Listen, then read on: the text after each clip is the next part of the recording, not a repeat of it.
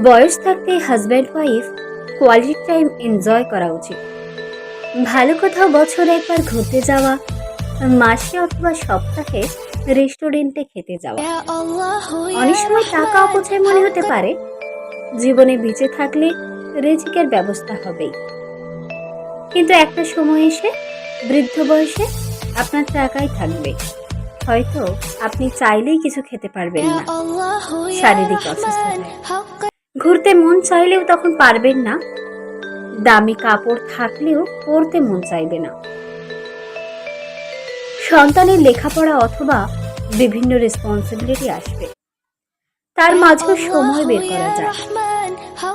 সব সম্পদ টাকা সন্তানের জন্য সঞ্চয় করবে, কিন্তু অল্প কিছু নিজেদের জন্য বরাদ্দ রাখা উচিত।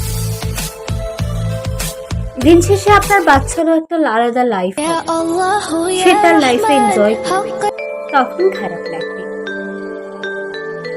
তখন মেয়ে মেয়ের জামাই, ছেলে ছেলের বউ ঘুরতে গেলে, রেস্টুরেন্টে গেলে আফসোস হবে না, তাদের এনজয়মেন্ট তখন ভালো লাগবে, তারাও সম্মান করবে।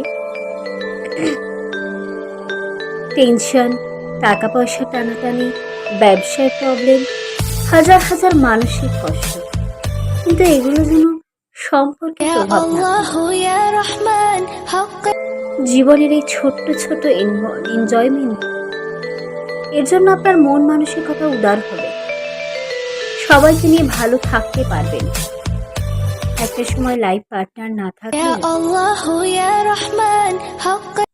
আপনার অসংখ্য স্মৃতি আপনাকে বাঁচাতে শেখাবে বাকি জীবন।